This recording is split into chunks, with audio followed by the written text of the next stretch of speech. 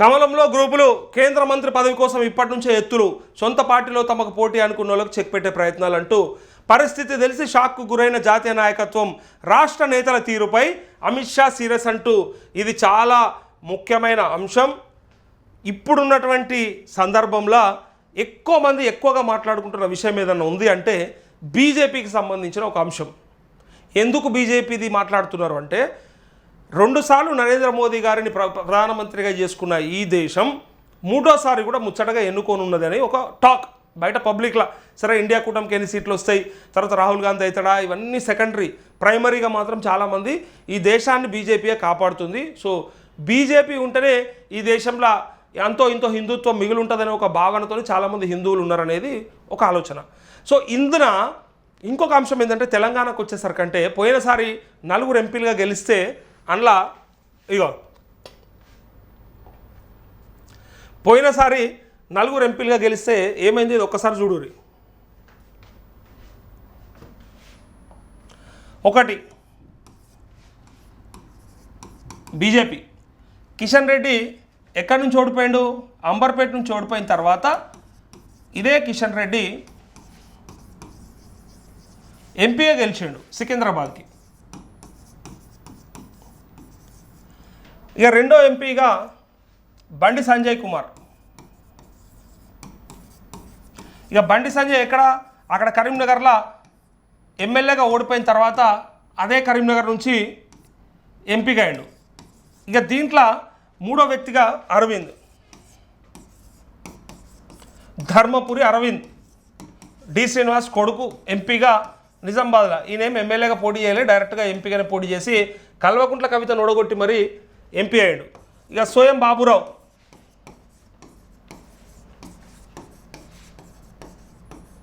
ఎక్కడి నుంచి, ఆదిలాబాద్ నుంచి ఎంపీగా.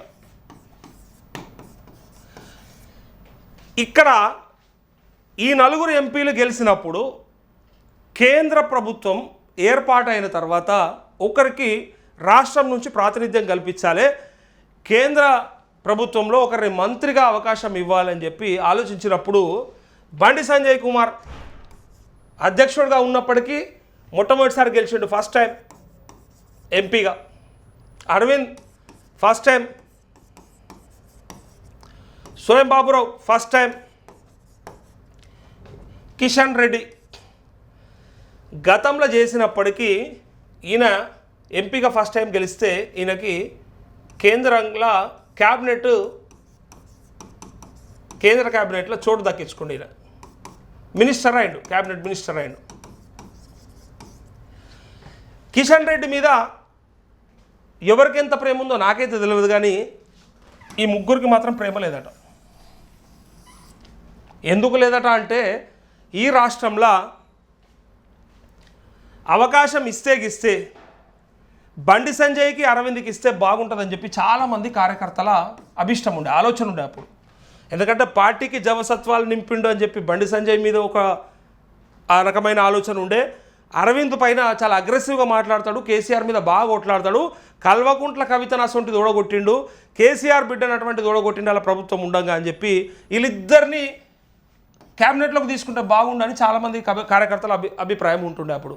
కానీ ఏం జరిగింది తెలుసా, వీళ్ళిద్దరిని తీసుకోకుండా కిషన్ రెడ్డిని తీసుకున్నాడు అప్పుడు నరేంద్ర మోదీ గారు. దీనికి ప్రధాన కారణం ఏంటంటే ఈయన చేసినటువంటి లాబింగ్, ఈయనకు అక్కడ ఉన్నటువంటి పరిచయాలు. గతంలో సరే దశాబ్దాల కాలం పాటు పనిచేసినప్పటికీ ఆ పార్టీతో అట్లే నరేంద్ర మోదీ గారితో ఉన్నటువంటి సాన్నిహిత్యం ఏదైతే ఉందో దానివల్లనే ఆయనకు పదవి దక్కింది తప్ప ఎలాంటి అర్హత లేదు అని స్వయంగా కార్యకర్తల నోట్ల నుంచి వచ్చిన మాటలు నేను విన్నా.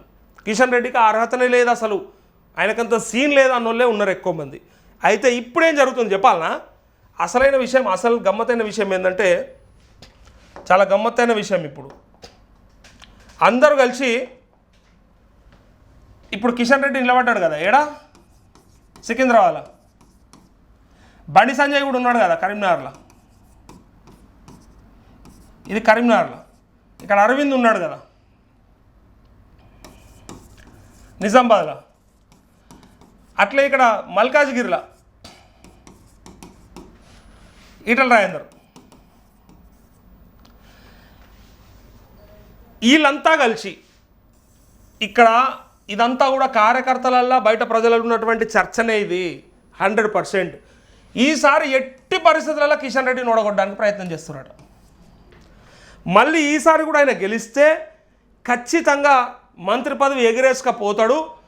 ఏమన్నా కష్టపడితే మన ముగ్గురమే కష్టపడుతున్నాం ఈ పార్టీలో, మన దాంట్లో ఎవరికన్నా ఒకరికి రావాలని చెప్పి అనుకుంటున్నట్టుగా లోపల చర్చలు అవుతున్నట్టుగా మొత్తానికి ఈ వార్తకు ఊతమిచ్చే విధంగా ఇవాళ వచ్చిన వార్త. ఇది నిజంగా చర్చ జరుగుతుంది, ఇది నిజంగా బయట ఉన్నది, ఇది ప్రజాబాహుల్యంలో నడుస్తున్న చర్చనే తప్ప ఎక్కడ ఎవరు పుట్టించింది కాదు, క్రియేట్ చేసింది కాదు. సీనియర్ నాయకులైనటువంటి వీళ్ళు మళ్ళీ కనుక కిషన్ రెడ్డి గెలిస్తే ఖచ్చితంగా మళ్ళీ మంత్రి అవుతాడు, ఆయనకున్న లాబింగ్ అట్లాంటిది అని చెప్పి కిషన్ రెడ్డిని ఓడించే ప్రయత్నం వాళ్ళ లోపల వాళ్ళ నాయకుల బయట ఎవ్వడం అవసరం లేదు, వాళ్ళ నాయకులు ఓడగొట్టడానికి ప్రయత్నం చేస్తూ ఉన్నారట. ఇందున మళ్ళీ ఎవరిని ఓడగొడతారు అనేది ప్రతిదానికి ఒక సర్కిల్ ఉందట. ఒకరి మీద ఒకరు టార్గెట్ చేసుకుంటా మొదటికే మోసం చేసే ప్రయత్నం చేస్తూ ఉంది బీజేపీ. ఇక్కడి నాయకత్వము ఇది వాళ్ళంతలో వాళ్ళు చేసుకొని స్వయం కృతాపరాధంగా మిగిలిపోయే ఆస్కారం ఉన్నది. నాశనం పట్టుకుంటున్నారు. ఒకలంటే ఒకలకు పడక బండి సంజయ్ ఆల్రెడీ ఏడ్చిండు, కళ్ళ నీళ్లు పెట్టుకున్నాడు. నా మీద చేసినటువంటి ఏవైతే ఫిర్యాదులు ఉన్నాయో ఇంకెవ్వరి మీద చేయకుర్రి, పని చేసుకొని రన్నా అని చెప్పి ఆయన ఏడ్చిన సందర్భం చూసినాం.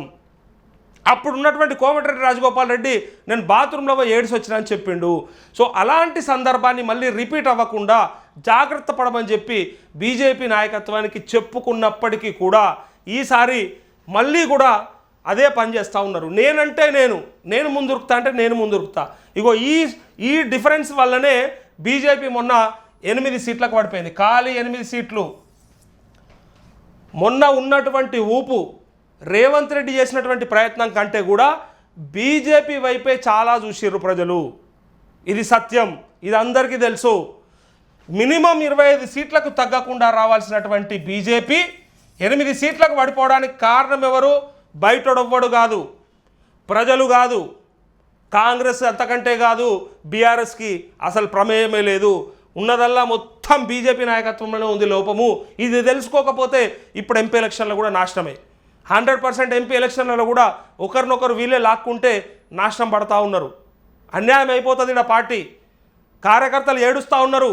వాళ్ళ సద్దులు వాళ్ళు కట్టుకొచ్చుకొని వాళ్ళ నీళ్లు వాళ్ళు తెచ్చుకొని వాటర్ బాటిల్ కూడా మీరు ఇవ్వకపోతే వాళ్ళు మీటింగ్లకు ర్యాలీలకు తిరిగి వాళ్ళ సావు వాళ్ళు చస్తూ ఉన్నారు. మిమ్మల్ని గెలిపించడానికి, మిమ్మల్ని భుజాల మీద మోయడానికి, బీజేపీ కార్యకర్తలను అన్యాయం చేయడానికి మీరు మాత్రమే పూనుకున్నారు తప్ప ఎవ్వడు పూనుకోలే. ఇంకెంత కష్టపడమంటారు కార్యకర్తలను? ఇంకేం చేయమంటారు? మొద్దు కష్టం, మామూలు కష్టం కాదు అది, గాడిద కష్టం, గాడిద చాకరీ చేస్తూ ఉన్నారు కాంగ్రెస్ మీ బీజేపీ పార్టీ కోసం. మరి ఇంత కష్టం చేస్తున్నప్పటికీ కూడా నాయకత్వంలో లోపం వల్ల మీలో మీకున్నటువంటి ఆ అసూయ, ద్వేషం, జెలస్ ఇవన్నీ వాడచ్చు వీళ్ళందరికీ. ఇలాంటివన్నీ కూడా చేసి నాశనం బట్టి పార్టీకి ఇబ్బందులు తీసుకొస్తున్నారు తప్ప ఇంకా ఉపయోగపడేది ఏమీ లేదు. ఈ వార్త బయట ఉన్నట్టుగానే ఇవాళ పేపర్లో వచ్చింది, ఇగో అదే వార్త తప్ప వేరే ఏ వార్త కాదు, ఎవ్వరు క్రియేట్ చేసిన వార్త కానే కాదు. అది వాళ్ళ దాంట్లో వాళ్ళే కిందికి లాక్కోవడానికి చేస్తూ ఉన్నారట. ఇగో కేంద్ర మంత్రి పదవి కోసం ఇప్పటి నుంచే ఎత్తులు. నేను చెప్పలే ఇందాక, సొంత పార్టీలో తమకు పోటీ అనుకున్న వాళ్ళకు చెక్ పెట్టే ప్రయత్నాలు. పరిస్థితి తెలిసి షాక్కు గురైన జాతీయ నాయకత్వం. రాష్ట్ర నేతల తీరుపై అమిత్ షా సీరియస్ అంటూ దక్షిణాది రాష్ట్రాల్లో పాగా వేసేందుకు బీజేపీ జాతీయ నాయకత్వం చేస్తున్న ప్రయత్నాలకు ఆ పార్టీ తెలంగాణ నేతలు గండి కొడుతున్నట్టు తెలుస్తోంది. రాష్ట్ర బీజేపీ లీడర్లలోని వర్గాలు, గ్రూపులు, లాబియింగ్లు జాతీయ నాయకత్వానికి తలనొప్పిగా తయారైనట్టు చర్చ జరుగుతుంది. అందరూ కలిసి ముందుకు వెళ్ళడం అటు ఉంచితే ఎవరికి వాళ్ళు తమకు పార్టీలో పోటీ అనుకున్న వాళ్ళను ఎంపీ ఎన్నికల్లో ఓడించేందుకు ప్రయత్నిస్తున్నట్టు తెలుస్తోంది. దీనిపై పార్టీ అంతర్గత వ్యూహకర్తలు జాతీయ నాయకత్వానికి నివేదికలు పంపినట్టు సమాచారం. కేంద్రంలో మూడోసారి బీజేపీ అధికారంలోకి రావడం ఖాయమని నమ్ముతున్న రాష్ట్ర కీలక నేతలు కొందరు అప్పుడే కేంద్ర మంత్రివర్గంలో చోటు కోసం వ్యూహం రచిస్తున్నారని నేను చెప్పింది అదే జరుగుతుంది. కిషన్ రెడ్డిని ఓడగొట్టడానికి ఒక ఆయన, ఈటల రాజేందర్ని ఓడగొట్టడానికి ఇంకొక ఆయన, బండి సంజయ్ని ఓడగొట్టడానికి ఇక్కడ నుంచి ఒక ఆయన, హైదరాబాద్ నుంచి కరీంనగర్లో ఓడగొట్టడానికి ప్రయత్నాలు, ఇంకెక్కడి నుంచో మల్కాజ్గిరిలో ఓడించడానికి ప్రయత్నాలు. పార్టీలోనే ఉన్నాయి అంతర్గత కుమ్ములాటలు. లేవని చెప్పి బయటకు నీతులు చెప్తే ఉత్తముచ్చట్లే. ఒకరంటే ఒకరికి వడకనే ఎడదాకా తీసుకొచ్చిరు. 20 సీట్లకు తక్కువ అసలు ప్రభుత్వంలోకే వస్తుంది అనుకున్నారు. బీజేపీ అధికారంలోకి వస్తుంది అనుకున్నారు మొన్న 23లో. కేసీఆర్కి ప్రత్యామ్నాయం బీజేపీ తప్ప ఆ కాంగ్రెస్లో అంతర్గత కుమ్ములాటలతోనే అసలు ఎట్టి పరిస్థితులలో కూడా వాళ్ళని ఆదరించరు ప్రజలు అనుకుంటే అది రివర్స్ అయిపోయాయి, అది తిరమర్ర అయిపోయాయి.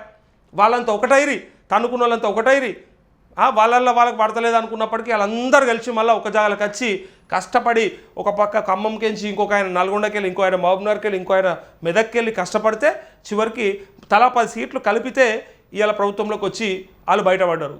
ఇది బీజేపీకి ఉండే అవకాశం. వీళ్ళకే లేదు, వీళ్ళకే బాధలు. ఆయన ఎట్లయిపోతాడో, ఈయన ఎట్లయిపోతాడో, ఈయన ఎదిగిపోతాడో, ఆయన ఎదిగిపోతాడో, ఎదిగిపోతారు. కష్టపడితే రేవంత్ రెడ్డి లేక ముఖ్యమంత్రి అవుతారు. భుజాల మీద వేసుకొని ఆ నొప్పి భరించి ముందుకుండి అందరినీ కలుపుకపోయి నడిపిస్తే పార్టీ గెలుస్తుంది. అట్లా గెలిపిస్తా అని చెప్పి అట్లా తిరిగిన ఆయనతో బండి సంజయ్ తీసి పక్కకు పెడితే ఆగం చేస్తుంది. కార్యకర్తలకే ఇష్టం లేదు బండి సంజయ్ని పక్కకు పెట్టుడు. ఒక్కళ్ళన వ్యతిరేకంగా స్టేట్మెంట్ ఇచ్చిర్రా? ఏం పర్వాలేదు, బండి సంజయ్ నిజంగానే పని చేయలేదు కాబట్టి తీసేసారని ఒక్కళ్ళని అనగలిగిర్రా? ఏడిచిర్రట, కార్యకర్తల కాడికి ఏడిచిర్రట. అది పరిస్థితి.